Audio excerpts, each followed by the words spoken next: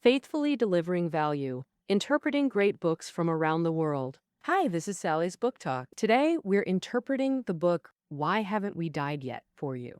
The subtitle is A Guided Tour of the Immune System. In 2020, a pandemic caused by the novel coronavirus spread globally, greatly impacting daily life and economic activities.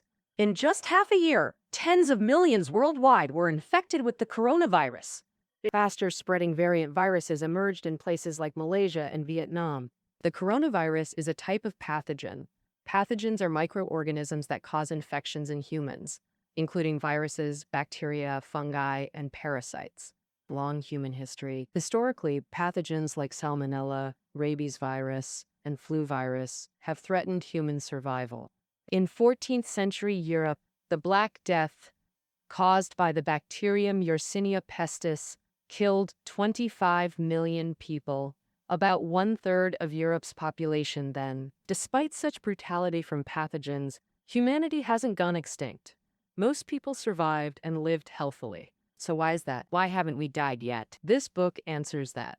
Through long evolution, the human body gradually developed a defense line, the immune system, which helps fend off pathogen invasions. The author, Idan Ben Barak, is a PhD in history and philosophy of science from Australia's University of Sydney, specializing in science history research and popular science. His first book, Wonderful Micro World, won the 2010 American Association for the Advancement of Science Outstanding Science Book Award. In this book we're interpreting today, the author guides us on a tour of the human immune system, exploring its makeup and how it works. Next, I'll interpret this book through three main questions. First, how does the immune system work? Second, what problems arise when the immune system malfunctions? Third, how do humans harness the immune system to combat diseases? First, let's discuss how the immune system works. Over millions of years of evolution, humans interacted with nature, gradually forming a sophisticated immune system to block invasions from external enemies, pathogens. The immune system has three lines of defense: physical barriers, the innate immune system, and the adaptive immune system. First, let's talk about the physical barrier, the immune system's first line of defense. Our world is teeming with pathogens. Bus handles, public toilet seats, even the air contain bacteria and viruses that can invade our bodies from anywhere. But most pathogens can't breach the physical barriers made of skin, mucous membranes, and secretions. First, the skin is a multi-layered physical barrier that keeps pathogens outside the body. So when we wash hands or shower, hot water, soap, and body wash can eliminate pathogens on the skin. Using hand soap with proper hand washing techniques can reduce about 90% of hand bacteria. Second, mucous membranes in our respiratory, gastrointestinal, and urinary tracts also effectively block pathogen invasion. Even if pathogens enter, they may die in stomach acid, be attacked by gut bacteria, or get flushed away by urine. Well, some pathogens breach physical barriers through injuries, then face our second line of defense. Second line is the innate immune system. Like preset software, it distinguishes self from foreign substances, sending danger signals and eliminating invaders when pathogens are detected. Immune cells are its main force. For bacterial invaders, complement proteins on immune cells rapidly identify pathogens and bind to infection sites. Simultaneously, signals recruit phagocytes and natural killer cells. Elimination methods vary. Enzymes erode bacterial membranes, proteins create surface holes, while iron-binding proteins mark bacteria for phagocyte consumption. If the invader is a virus hiding inside cells, can it evade immune detection? Not exactly. Virus-infected cells that can't self-repair, self-destroy, releasing danger signals, alerting the immune system, so uninfected cells stay vigilant against viral invasion. Imagine this. Some sacrificed cells send virus alert messages to others, a mission assigned by our innate immune system. Though physical barriers and innate immunity eliminate most pathogens, pathogens keep evolving with increasingly diverse, cunning invasion strategies. For instance, some pathogens carry special tools to deceive immune systems and disrupt cellular communication. When innate immunity can't cope, the adaptive immune system steps in. The adaptive immune system is our third and final defense line. It targets specific pathogens called antigens. Special antigen-present cells capture and analyze them. Think of adaptive immunity as an army fighting pathogen invaders, with antigen-presenting cells as frontline scouts. They capture prisoners' antigens for interrogation. After extracting intel, the army strategically deploys for precision strikes against pathogens. Compared to innate immunity's rapid response, adaptive immunity remains calm and methodical. It rigorously confirms intel from multiple sources before activating, ensuring measured responses to avoid overreaction. Thus, adaptive immunity reacts slower, requiring preparation time. Its core forces are two white blood cell types, B cells and T cells, collectively called lymphocytes. They're concentrated in lymphatic tissues and organs, both highly specialized. Each T cell or B cell has unique receptor molecules to identify specific antigens, triggering targeted immune attacks. So how do these cells differ? First, T cells usually exist in an immature, naive state during daily life. When antigen-presenting cells deliver antigens, naive T cells mature into specialized types. Some locate threats, some attack, others regulate responses to prevent overreaction. But Some are responsible for recording pathogen characteristics to prepare for future infections. Now, let's understand B cells. Instead of close combat with pathogens, B cells produce large protein molecules called antibodies. Antibodies are secreted into blood or infected tissues where they quickly bind to specific antigens, neutralizing and ultimately destroying them. End quote. moreover, antibodies crucially mark pathogens for elimination by the innate immune system. After defeating pathogens, T cells and B cells undergo programmed cells death, leaving only memory cells that recognize the pathogens. When pathogens reinvade, memory cells rapidly mobilize the immune system for efficient defense. For example, after recovering from common flu, memory cells enable rapid immune response against the same virus. The immune system not only identifies and precisely targets invaders, but also calibrates response intensity. How did such an intelligent system originate? From the moment of being a fertilized egg, the immune system begins developing. As the fetus grows, cells in thymus, spleen, lymph nodes transform into immune cells, forming a complex defense system. After birth, exposure to pathogens and vaccines triggers adaptive immunity, creating memory cells that strengthen immune capability. Now we understand how the immune system operates. Precise pathogen recognition is key. Physical barriers and innate immunity eliminate most threats effectively. For cunning or unknown pathogens, the evolved adaptive immune system stands ready to counter novel invasions. Could such a complex system malfunction? What happens when it fails? In Part 2, we'll explore disorders caused by immune system malfunctions. The first category is immunodeficiency diseases, occurring when immune function falters due to missing or malfunctioning components. Causes may include genetic mutations or environmental factors.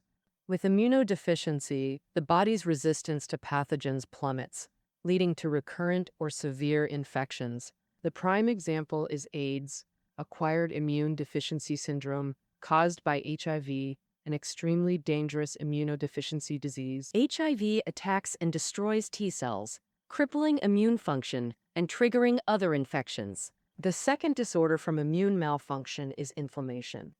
We often encounter inflammation daily, like cutting a finger while cooking, when knife bacteria invade. Without disinfection, infection causes pain, redness, and heat, an inflammatory response. These symptoms occur because infection triggers immune cells and antimicrobials to rush to the site, increasing blood and lymph flow. Inflammation is normal, stronger for greater threats, and subsides when immunity completes its task. Yet inflammation is a double-edged sword. In critical areas like the brain, inflammation can cause severe harm. For example, brain inflammation compresses the central nervous system. Vocal cord swelling may block airways. Severe myocarditis impairs heart function, requiring anti-inflammatory drugs. And the third disorder is allergies, triggered by an overactive immune system. Some develop pollen allergies, experiencing breathing difficulties each spring. Others react to seafood with skin rashes. Both are allergies. Allergies occur when the immune system misidentifies harmless substances or body tissues as threats, launching attacks that cause symptoms. Normally, the immune system distinguishes friend from foe. Now, today, some children develop allergies easily due to overly sanitized environments or antibiotic overuse, disrupting healthy flora, oversensitizing the immune system. So, appropriate exposure to harmless microbes can prevent developing allergies. If you've developed allergic tendencies, it's best to avoid allergens whenever possible. The fourth disorder, autoimmune diseases, where the immune system mistakenly attacks the body's own tissues. Theoretically, it can attack anything. Thus, it might attack normal molecules and cells within the body. Of course, our bodies have mechanisms to prevent self-attack, but when this fails, autoimmune diseases develop. If it attacks insulin-producing pancreatic cells, it causes type 1 diabetes. Attacking conditions with concern. Attacking other cells may lead to rheumatoid arthritis, lupus, autoimmune hepatitis, myasthenia gravis, etc. The immune system is a sophisticated defense against pathogens, but its malfunctions cause complex issues. Scientists continually explore its mechanisms to control it for disease prevention and treatment. Now let's discuss how humanity harnesses the immune system against diseases. Advances in genomics, proteomics, and related fields deepen our immune system understanding, enabling better immunological interventions. This manifests mainly in three ways. First, vaccination, stimulating antibody production to prevent diseases. The earliest vaccine used by humans was for smallpox. Smallpox plagued humanity for millennia. People observed that smallpox survivors never contracted it again. Across eras, variolation emerged, inoculating material from smallpox pustules under healthy skin. Though causing mild symptoms, variolated individuals gained lifelong smallpox immunity. In the early 1700s, variolation spread from Turkey to Britain. While effective, it was painful and relatively unsafe. Breakthrough discovery narrative. Edward Jenner noticed milkmaids with cowpox immunity avoided smallpox. Inspired, he developed safer cowpox vaccination using cowpox material, which rarely caused blisters or scars, unlike variolation. In the late 19th century, French microbiologist Louis Pasteur proposed injecting weakened viruses into humans to trigger antibody production. Since then, humanity has used vaccines to prevent diseases. So, how do vaccines actually prevent diseases? Earlier, we learned that encountering pathogens prompts adaptive immunity to create memory cells. Vaccines exploit this mechanism by introducing modified pathogens to train immune memory, preventing future invasions. There are many vaccine types. The two most common types are live attenuated and inactivated viruses. Their reduced potency avoids illness while activating immunity and memory cell formation. When the real virus attacks later, the immune system rapidly neutralizes it. For example, the white sugar pills we took as children were polio vaccines. They contained weakened virus blended with milk powder and glucose, eliminating polio in China, saving countless children. The second application is in vitro antibody production. Remember B cells from adaptive immunity? Activated by antigens, B cells flood the system with targeted antibodies. Antibodies are highly specific, binding only to particular antigens. Since antibodies are powerful, can we produce them artificially? Yes, in vitro production uses genetic technology to synthesize antibodies outside the body. British bioworthy discovery narrative. Cesar Milstein and German biologist George Kohler invented monoclonal antibody technology by fusing antibody-producing spleen cells with humoral myeloma cells. These hybrids multiply indefinitely in labs, producing uniform antibodies. This technology lets scientists rapidly create tailored antibodies for different antigens. For example, injecting animals gradually with snake venom makes them produce anti-venom antibodies that can be purified for human treatment. The third application is immunotherapy in cancer treatment. Cancer's hallmark is cancer cells multiplying wildly, damaging tissue functions and disrupting normal bodily operations. Treating cancer remains challenging because cancer cells are barely distinguishable from healthy ones. Antibiotics and vaccines can't combat cancer. When organs develop cancer, surgical removal may be possible. But once cancer metastasizes, treatment becomes extremely difficult, relying on radiation and chemotherapy. These methods come at heavy cost, like eliminating 1,000 enemies while losing 800 allies. While destroying cancer cells, they also severely damage healthy cells. For these rogue cancer cells, can we deploy the immune system's own cells to eliminate them? Thus, scientists developed immunotherapy, using patients' immune systems or lab-made components to target cancer cells as invading pathogens. Currently, immunotherapy has three main clinical applications. First, enhancing existing immune functions. The immune system operates conservatively with built-in brakes. When anti-cancer response is weak, scientists selectively release these brakes to unleash full immune potential against cancer. End of quote. C. Patients can strengthen their immune systems using immunostimulants. Second, adoptive cell therapy, extracting cancer-fighting T cells from patients, multiplying them in vitro to create millions of clones, then reinfusing them. Third, CAR T therapy, extracting immune cells, genetically engineering them with cancer-targeting homing devices, special genes to enhance cancer recognition, creating specialized cancer-killing units. These engineered cells are then cultured, multiplied, and returned to the patient. This method currently effectively treats leukemia, blood cancer. In 2012, Emily, a young American leukemia patient, received CAR T therapy. At that time, all medication treatments showed no significant effect. After CAR T therapy, the cancer cells in her body were completely eliminated by those special forces cells. We're witnessing immunotherapy enter clinical practice as a viable treatment. This may open a new era of cancer treatment, but it's still in early stages with limitations. High costs, CAR T therapy costs $500,000, lack of universal applicability, some drugs only work for specific cancers in patients, and side effects like rashes or diarrhea, making it imperfect. Meanwhile, scientists keep exploring treatments. Targeted drugs developed through genetic engineering are becoming effective alternatives. Now, that concludes our interpretation.